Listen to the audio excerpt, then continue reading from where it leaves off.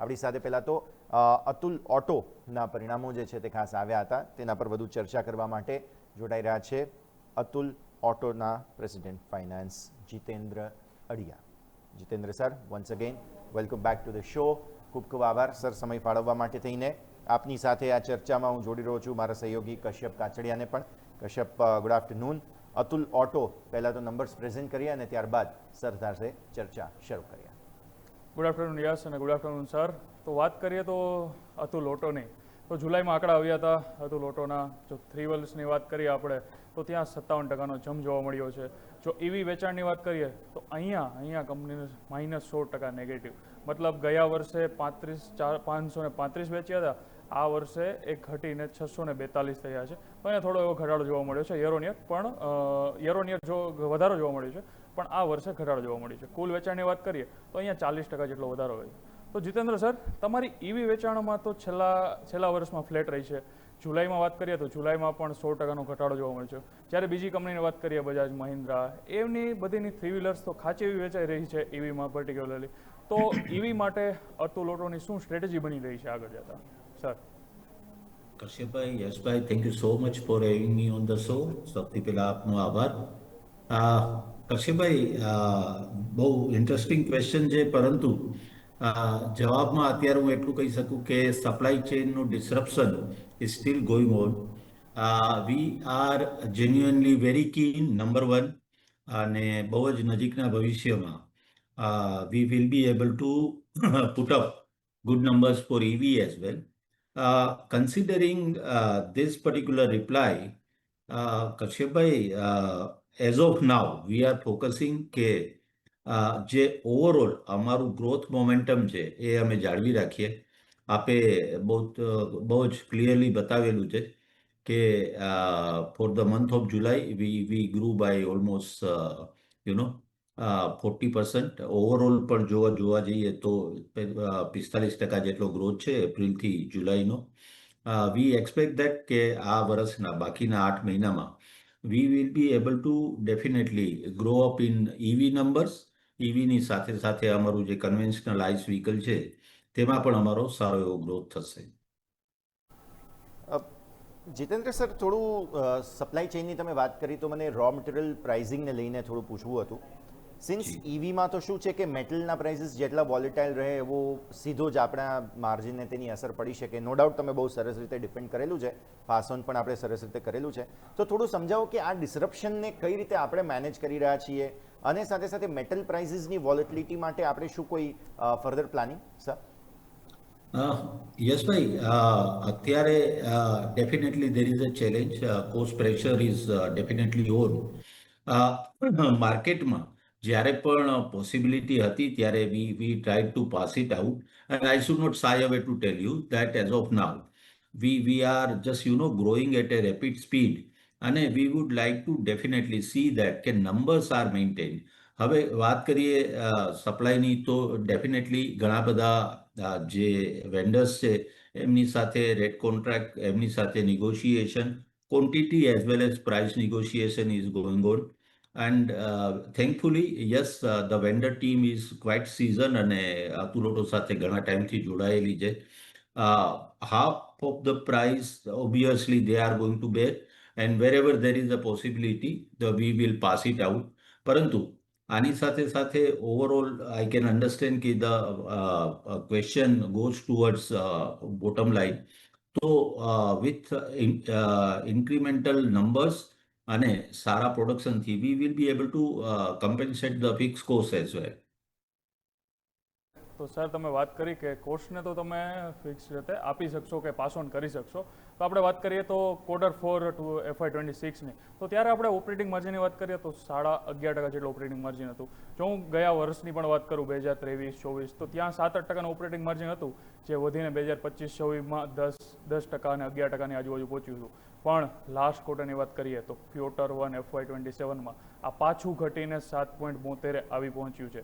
તો Q1માં તો એવું શું થયું? આ ઘટાડા પાછળનું કારણો શું હતા? કે મેં સરે સમજાવ્યું એ પ્રમાણે કે કાચા માલનું દબાણ જ હતું, કે અમદાવાદ પ્લાન્ટ જે છે એમાં શિફ્ટ કરવાનું કંઈ હતું.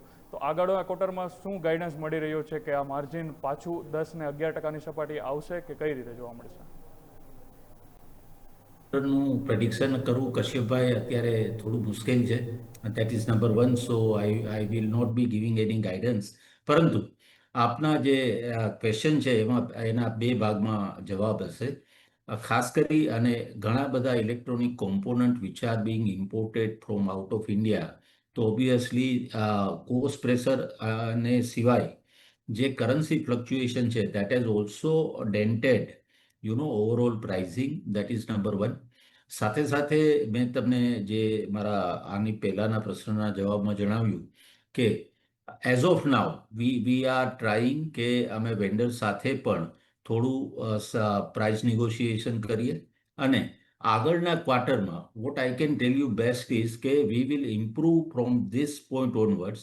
અને we took another price hike from August itself. જે પણ પોસિબલ હતો એ પ્રાઇસ હાઇક લીધેલો છે. એટલે ઓવરઓલ જો જોવા જઈએ કશ્યપભાઈ, તો અમારા સંપૂર્ણ પ્રયત્ન હશે. પરંતુ આ ગ્રોથ મોમેન્ટમમાં વી ડુ નોટ વોન્ટ કે અમે એમાં કોઈ બ્રેક લઈ આવીએ. As of now we are more focus કે અમારી પાસે જે કમ્પ્લીટ રેન્જ અવેલેબલ છે એની સાથે અમારું ડીલર નેટવર્ક એક્સપાન્ડ કરીએ. સાથે સાથે એક્સપોર્ટમાં ઇફ યુ હેવ ઓબ્ઝર્વ તો we are improving in terms of number. તો જે નવા માર્કેટ્સ છે ત્યાં અમે અમારી પ્રોડક્ટને પ્રોપર સીડ કરીએ. મને ચોક્કસ ખાતરી છે ઇટ્સ બીન લોંગ જર્ની. ખાસ કરી અને કોસ્ટ પ્રેશર જે જીઓપોલિટિકલ ઇસ્યુઝ છે એ થોડા ઇઝ આઉટ થશે તો પ્રાઇસમાં રો મટીરિયલ પ્રાઇસ અને જે સપ્લાય ચેનનું ડિસ્રપ્શન છે એ પણ થોડું ઘણું સોર્ટ આઉટ થઈ જશે. તો અહીંથી આઈ એક્સપેક્ટ કે that will be quite an improvement. Number 1. કેટલું એ આ તબક્કે કેવું થોડું મુશ્કેલ બનશે. આપણે ચોક્કસપણે Q2ના રિઝલ્ટ પછી અથવા ત્યાર પછી પણ જ્યારે પણ ઇન્ટરેક્ટ કરશું ત્યારે I think I will be able to give more insight about what has happened અને how do we see the year going ahead. But sir, એક બાજુ એ જે જીઓપોલિટિકલ પ્રોબ્લેમ્સ છે દેટ ઇઝ અસાઇડ, બટ આપણો જે ડિસિઝન છે અમદાવાદ પ્લાન્ટમાં શિફ્ટ થવાનો, ઓલરેડી કેપેસિટી તો ત્યાં છે એ આપણે જાણીએ છીએ, પણ હવે એક તો આપણે જે લિક્વિડિટી તમે સતત મેન્ટેન કરીને રાખી છે કેશ એ અમે જાણીએ છીએ, અને ઉપરથી રાજકોટની જે લેન્ડ બેંક છે તેને તમે મોનેટાઇઝ કરવાનો વિચાર કરી રહ્યા છો. એ થોડું સમજાવો, આ ડિસિઝન મેકિંગ પ્રોસેસ શું છે અને શા માટે આપણે એ તરફ અમદાવાદ તરફ પ્રોડક્શનને હવે શિફ્ટ કરવાનું, અને થોડું ટાઈમલાઈન પણ સમજાવજો અગર પોસિબલ હોય. Yes, bhai, nothing else. But since, post-COVID, જ્યારે overall three-wheeler was under disruption, we decided that assembly line and main plant, that is BIW and Penso, that is to be shifted to Ahmedabad. કઈ રીતે rational હતું એ આપને સમજાવું. કારણ કે જે અમદાવાદથી connectivity for inward and outward logistic was more economical than Rajkot. That was point number 1. Rajkot, we thought that कि ત્યાં જે engineering skills available છે, તો we have maintained our machine shop and engine assembly over there. Now, since this Ahmedabad plant is now well set and we are manufacturing somewhere close to anywhere between 3,000 to 4,000 vehicle on a monthly basis from Ahmedabad itself, and the plant is also well set. હવે જે further economisation છે that is to bring every shops under single roof. એટલે machine shop અને engine assembly will be shifted from Rajkot to Ahmedabad. એટલે આ એક વસ્તુ છે. જ્યાં સુધી સાપર લેન્ડ બેંકનો સવાલ છે, that is a complete plan available. As of now we are thinking that we will be able to lease it out. કોઈપણને અમે લીઝ આઉટ કરશું અને that will fetch kind of a good, steady income for the organization. We are in a negotiation with couple of, interested parties. Once that is being finalized, I think I will be able to disclose further more detail. That is point number 1. Most probably, જ્યાં સુધી અહીંયા અમદાવાદ પ્લાન્ટનો સવાલ છે, Ahmedabad plant is spreaded over 55 acres of land, જેમાંથી લગભગ 30 થી 32 acre જગ્યા has been utilized. So future expansion માટે we have empty land available with us, and as and when there is a need, we will be able to ramp up our production or install capacity in a minimum time and with a minimum capex. તો સરે જે પ્રમાણે વાત કરી તો અમદાવાદ પ્લાન્ટની કંઈક 60,000 જેટલી કેપિટલ યુનિટની કેપેસિટી છે. અને તો હવે વાત કરીએ તો જે રાજકોટનો પ્લાન બંધ થવા જઈ રહ્યો છે, લાઈક 1 ડિસેમ્બર 2026 સુધીમાં પ્લાન્ટ બંધ કરવાની વાત હતી કંપની તરફથી, મેનેજમેન્ટ તરફથી. અને આ જમીન છે જે ઓલમોસ્ટ કંઈક 13 એકર જમીન છે, આને લીઝ ઉપર આપવાની વાત હતી. તો આ 13 એકર જમીનને લીઝ ઉપર તો કોઈ સંભવિત ભાડુઆત અત્યારે મળ્યું છે, કોઈ લીઝી મળ્યું છે કે કોઈ અંદાજિત ભાડું કે ઇન્કમ કેટલી મળી શકે છે, આ ઉપર કંઈ ગાઈડન્સ આપી શકશો સર તમે? એક વખત ડીલ થઈ જશે પછી ચોક્કસ આપને આપી દઈશ કશ્યપભાઈ. Okay, definitely sir. છેલ્લે થોડું સમજીએ, ચેલેન્જિંગ સમયમાંથી પસાર થઈ રહી છે ઇન્ડસ્ટ્રી ફિલહાલ. નો ડાઉટ ઇન્ડસ્ટ્રી વાઇડ, ન માત્ર 3 વ્હીલર ઇન્ડસ્ટ્રી, પણ ચાહે તે પેસેન્જર વ્હીકલ્સ હોય, ચાહે તે કમર્શિયલ વ્હીકલ્સ હોય કે 2 વ્હીલર્સ હોય, બધામાં અમે જોયું છે સર કે પ્રાઇસ વાઇઝ અપવર્ડ મોમેન્ટમ જોવા મળેલું છે, એક રિટેલના પર્સપેક્ટિવથી જોઈએ તો. એટલે આવી સ્થિતિમાં આપણું જે સર ફાઇનાન્સનું યુનિટ છે તેનું કામ મને એવું લાગે છે કે આવનારા દિવસોમાં ખાસું એવું વધશે. અને જે આ પ્રાઇસ અપવર્ડ મોમેન્ટમ છે, જે મેટલની વોલેટિલિટીની આપણે શરૂઆતમાં વાત કરી, શું તમને એવું લાગે છે કે હજુ પણ પોસિબલ છે આ ફિનાન્શિયલ યરમાં કે 1 કે 2 વોટેવર એક પોસિબલ પ્રાઇસ હાઇક આપણે લેવા પડે? અને થોડું ફાઇનાન્સનું જે યુનિટ છે તેનું પણ સાથે સાથે ઇન્ટિગ્રેશન કઈ રીતે થશે, ગાઈડન્સ એનું થોડું પોસિબલ હોય તો સર છેલ્લે. યસભાઈ, રિયલી વોલેટાઇલ સિચ્યુએશન, કંઈ પણ અહીંથી પ્રેડિક્ટ કરવું થોડું મુશ્કેલ હશે. Fortunately, as I said, as and when there will be any room available, we will definitely pass it out a reasonable price hike in the market. However, once again, I would like to just reconfirm. As of now, we are more focused on giving good volume in the market. That is our priority number one. We are expanding our network within domestic boundary as well as outside India. એટલે this is number 2.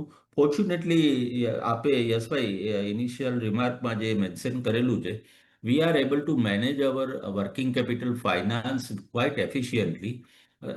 We do not carry any debt. That is point number 1, even for working capital. So we will definitely keep on managing our resources quite efficiently. હું આ તબક્કે કહી શકું. Finance unit, if I am not wrong, you are mentioning about our NBFC, Khushbu Auto Finance. That is, Yes. yes, sir. That is engaged in financing of 3-wheelers manufactured by parent company, that is Atul Auto Limited. આ વર્ષે ચોક્કસપણે we are focusing.